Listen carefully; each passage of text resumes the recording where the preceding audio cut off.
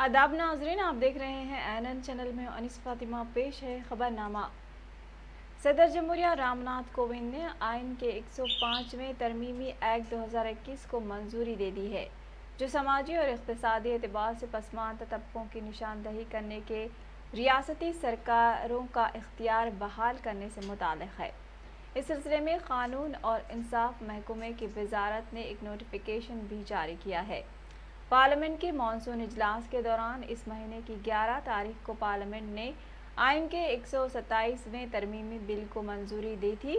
लोकसभा में इस बिल पर इजहार ख्याल करते हुए समाजी इंसाफ और बाइख्तियार बनाने के महकमे के वज़ीर डॉक्टर वीरेंद्र कुमार ने यह जानकारी दी थी कि मज़कूरा बिल को आइन का 105वां तरमीमी बिल तस्वुर किया जाए। सदर जमहूरिया ने जनरल इंश्योरेंस बिजनेस तरमीमी एक्ट को भी मंजूरी दे दी है।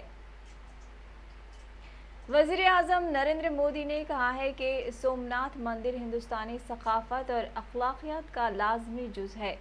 गुजरात के सोमनाथ मंदिर कॉम्प्लेक्स में मुख्तलिफ तरक्याती मनसूबों का इफ्तिताह करने के बाद खिताब करते हुए मोदी ने कहा कि कई बार ये मंदिर टूटा और तारीख में इसके वजूद को मिटाने की कोशिशें भी की गईं, लेकिन नाकामयाब रहे। मोदी ने कहा कि ये शिवा है जो तरक्की के बीज को तबाही में भी उगाता है और तबाही में भी तख्लीक को जन्म देता है। उन्होंने कहा कि शिवा फ़ानी और अबदी है। शिवा पर हमारा ईमान हमें वक्त की हद से बाहर अपने वजूद का एहसास दिलाता है और हमें चैलेंजों का मुकाबला करने की ताकत देता है। वज़ीर आज़म ने कहा कि दहशतगर्दी की बुनियाद पर एक सल्तनत बनाने के लिए ताकतों को तबाह करने की सोच थोड़ी देर के लिए गलबा हासिल कर सकती है, लेकिन उसका वजूद मुस्तकिल नहीं है और ये इंसानियत को ज़्यादा देर तक दबा नहीं सकता। मोदी ने कहा, भारत जोड़ो आंदोलन जोग्राफियाई या नज़रियाती वाबस्तगियों तक महदूद नहीं है, बल्कि मुस्तकबिल के हिंदुस्तान की तामीर के लिए हमें अपने माजी से जोड़ने का अज़्म भी है।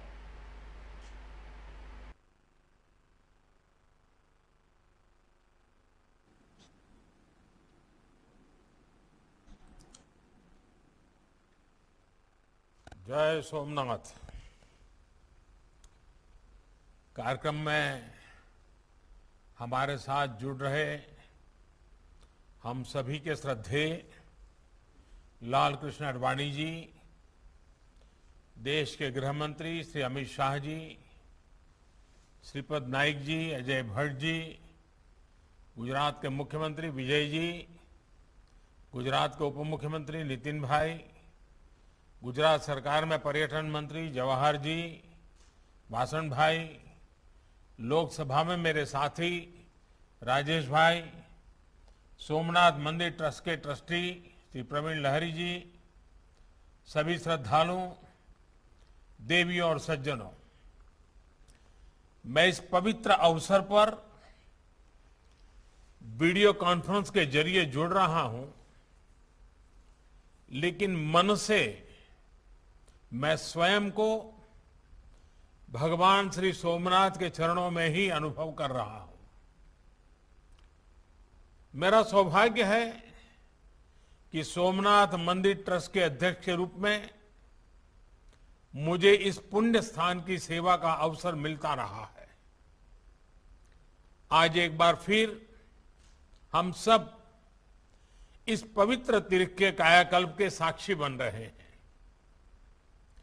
आज मुझे समुद्र दर्शन पथ,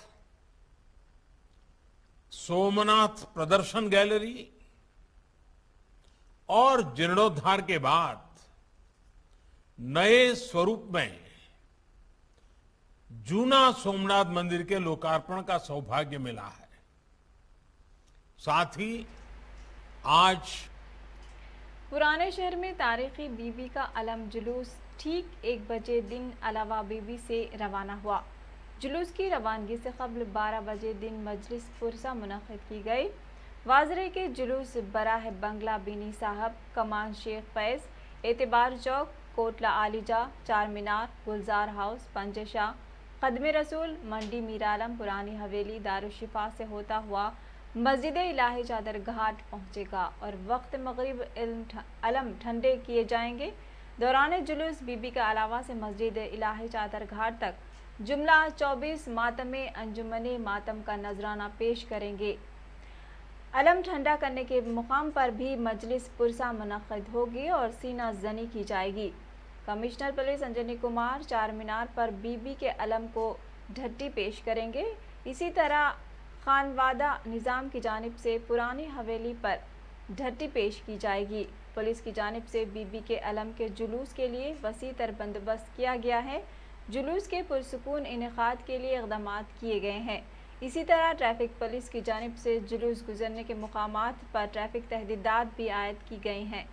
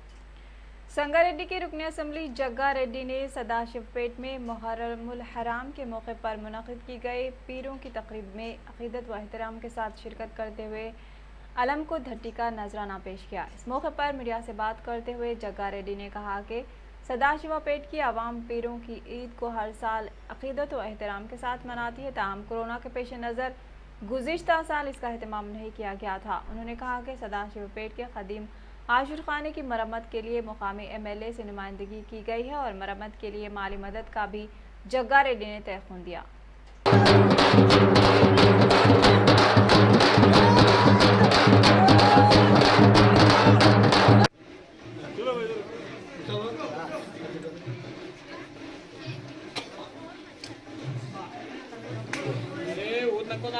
नको डालो बसे पूरा धुआं उठ रहा नहीं दिखता।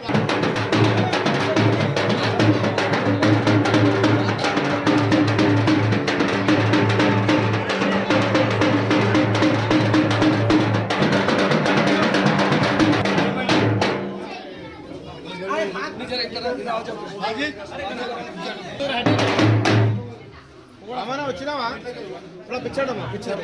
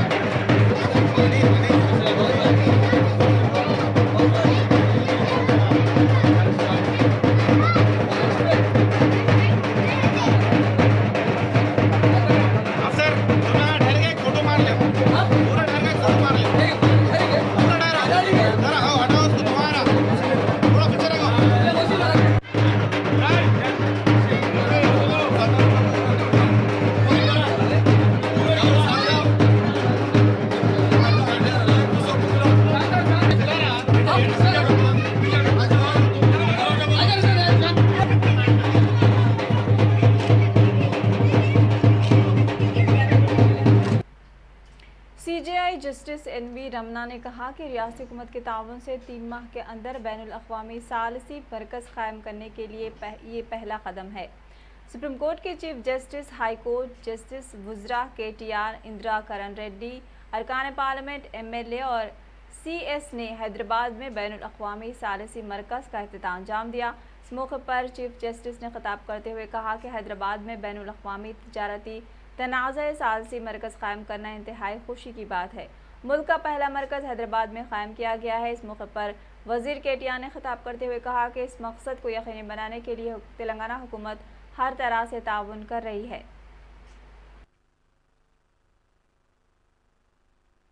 Without any time lag, so their investment must feel safe. I will give an example. In 2015, Government of India sent a delegation, Justice T.S. Thakur, Chief Justice of that time, and me, and Justice Dave, to Japan and Korea, and the invitation of industrialists of Japan and Korea. We travelled extensively both these countries. And wherever I think almost 8 places we addressed meeting with the industrialists. And everywhere, what is the first question they ask is, your laws are good, everything is good, how many years litigation takes place? So it is very difficult for us to answer that question. However, we ensured those industrialists that because of these arbitrations and mediations, the litigations is coming, the disputes are resolving expeditiously.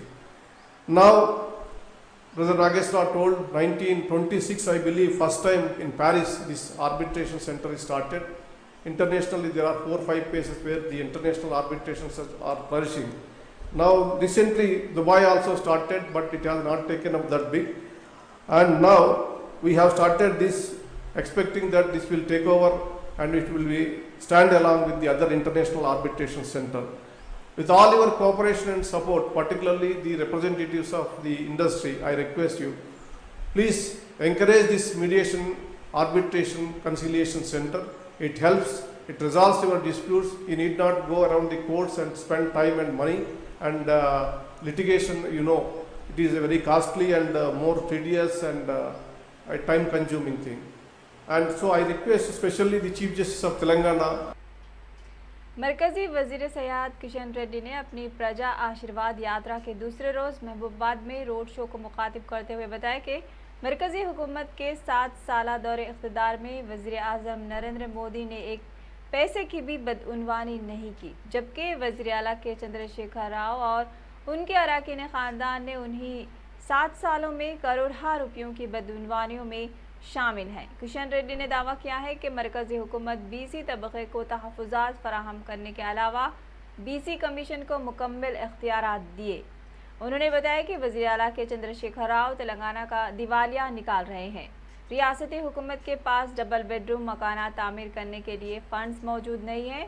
Contractors के करोड़ों रुपये बाकी हैं।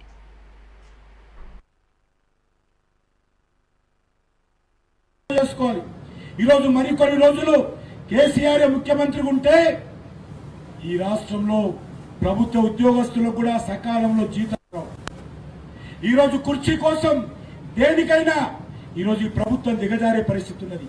ఏ కార్యక్రమమైనా సరే నాకు కుర్చీ ముందు, నాకు నా కుటుంబం ముందు అంటారు. కాబట్టి నేను కోరుతా ఉన్నాను, తెలంగాణ తెచ్చుకుంది కేసీఆర్ కుటుంబం కోసం కాదు. తెలంగాణ తెచ్చుకుంది కేసీఆర్ కుటుంబానికి బానిసలుగా ఉండడం కోసం కాదు అనే విషయాన్ని సందర్భంగా అర్థం చేసుకోవాలి. నేను మనస్ఫూర్తిగా మీ అందరిని కోరుతా ఉన్నాను, నరేంద్ర మోడీ గారి నాయకత్వంలో గత 7 సంవత్సరాలుగా ఒక్క రూపాయి అవినీతి లేకుండా పరిపాలన చేశారు. కానీ మన రాష్ట్రంలో కేసీఆర్ కుటుంబము, కల్వకుంట్ల కుటుంబము, టీఆర్ఎస్ పార్టీ నాయకులు ఏ రకంగా ప్రజా ధనాన్ని దుర్వినియోగం చేస్తున్నారో అర్థం చేసుకోండి.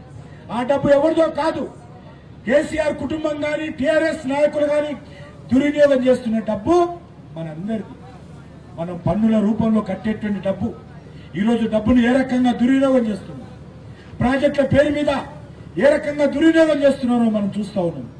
ఎలక్షన్స్ లో ఏ రకంగా వందల వేల కోట్ల రూపాయలు ఖర్చు పెడుతున్నారో మనం చూస్తా ఉన్నాం. ఎక్కడి నుంచి వచ్చింది ఆ డబ్బు? మన డబ్బే. కాబట్టి మీ అందరూ అర్థం చేసుకోవాలి. ఒక దిక్కు నరేంద్ర మోడీ గారు 7 సంవత్సరాలుగా ఒక్క రూపాయి దుర్వినియోగం లేకుండా జవాబుదారీగా ధర్మకర్తగా ఈరోజు ఆయన నీతి నిజాయితీతో సమర్థతతో పనిచేస్తే ఇక్కడ ఉన్నటువంటి కేసీఆర్ గారు తన కుటుంబం కోసం, తన పార్టీ కోసం, ముఖ్యమంత్రి కుర్చీ కోసం, తన బిడ్డ కోసం, తన కొడుకు కోసం, తన అల్లుడి కోసం, కుటుంబ సభ్యుల కోసం ఈరోజు ఏ రకంగా साबिक वज़ीर आज़म राजीव गांधी की 77वीं योम पैदाइश के मौके पर सदर तेलंगाना प्रदेश कांग्रेस कमेटी व रुकन पार्लियामेंट रेवंत रेड्डी, इंचार्ज रियासत M Tagore, Telangana Congress working president doctor Geeta Reddy, Anjan Kumar Yadav, सदर नशीन तेलंगाना तशहीर कमेटी मधु गौर याशकी और दीगर ने गांधी भवन में राजीव गांधी की फोटो पर फूल मालाएं पेश किया और उनकी खिदमात को खिराज पेश किया। इस मौके पर NSUI के कायदीन और कारकुनों ने खून का अतिया दिया।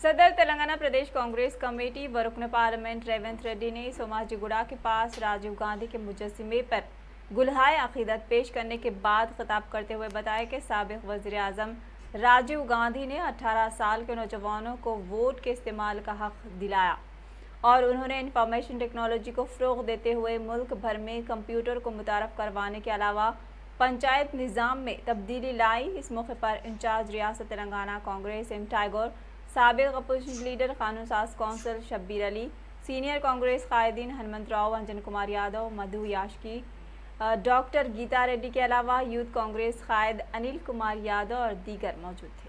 దేశానికి కంప్యూటర్ ఇచ్చింది రాజీవ్ గాంధీ గారు. వారి వల్లనే ఈరోజు ఈ దేశం యొక్క ఆర్థిక ప్రగతి కాకుండా సాంకేతిక ప్రగతి కూడా రాజీవ్ గాంధీ గారి వల్లనే ఈ దేశానికి ప్రపంచంలో ఆదర్శంగా నిలబడ్డారు.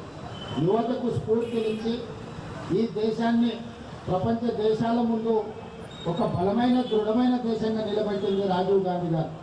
ఈ దేశాన్ని సమైక్యంగా ఉంచడంలో తన ప్రాణాలను సైతం అర్పించి ఈ దేశాన్ని సమైక్యంగా ముందుకు నడిపించడానికి రాజీవ్ గాంధీ గారు తన ప్రాణాలను త్యాగం చేశారు.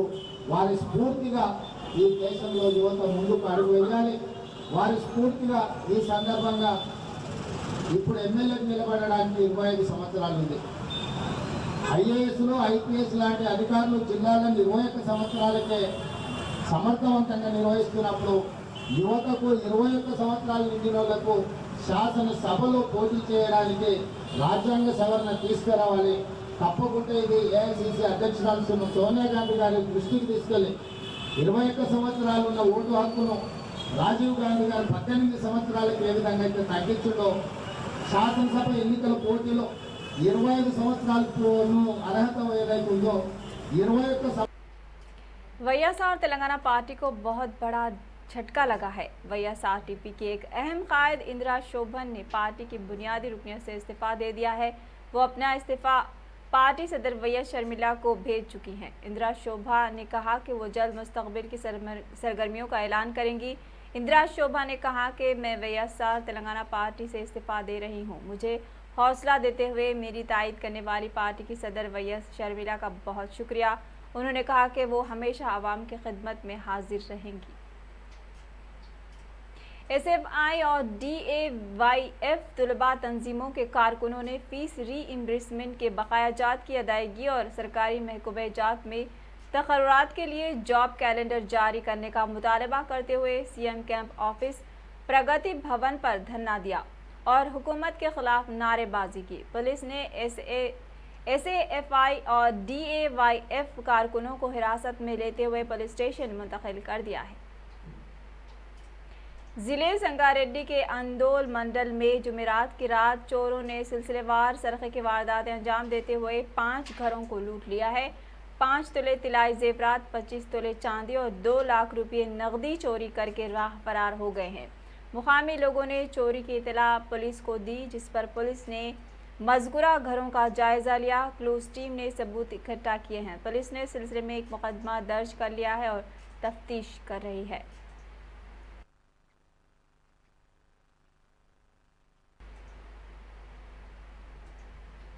खबरनामे में फिलहाल इतना ही। मज़ीद खबरों के लिए देखते रहिए ANN चैनल। अल्लाह हाफ़िज़।